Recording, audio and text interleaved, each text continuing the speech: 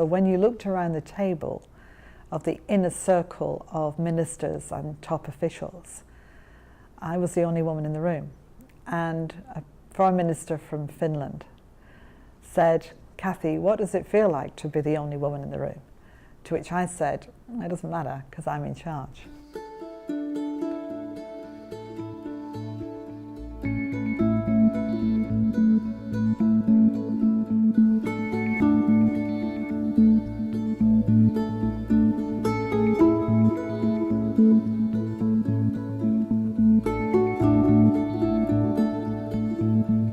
The biggest problem with being the first is that there isn't a roadmap. You're not walking in somebody else's shoes. You don't know what things are going to work. You can't build on people's positive experiences and negative experiences. You don't have a mentor who can take you through it. Or you do, but they're men. So they have a slightly different experience. And so the hardest part of it is that you are constantly in uncharted territory. And that can include everything about you, from who you are, to where you come from, to what you're doing, to, as we often see in debates that take place, what people wear, how they approach things, and so on. And that's challenging in itself. So being the first brings those challenges directly. And I think the motivation is that if you're given the chance to break another ceiling or to do something new for the first time, your objective should be to not be the last. I was followed as EU Trade Commissioner, as the first woman to hold that post, by a woman. I was the first woman, because I was the first person to hold the EU High Rep position, I was followed by a woman. I was Leader of the House of Lords, not the first woman, but I was followed by a woman.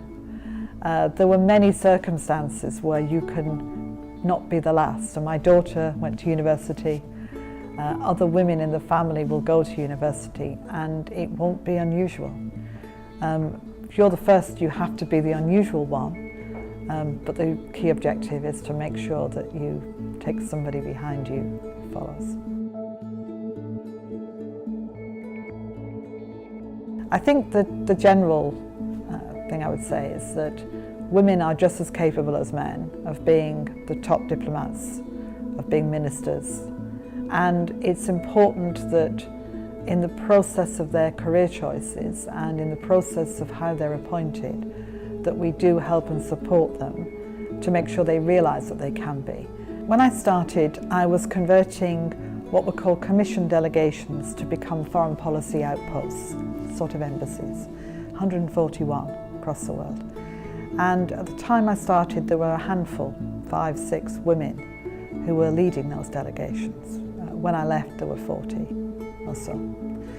The reasons for that were, first of all, that women were more likely to come forward to apply because there was a woman who interviewed. I did all the interviews for those posts after shortlisting. And secondly, we actively encourage women to come forward. All the things we've learned over the years about why women don't come forward are true, in my experience, in every walk of life. And you have to use the same methods.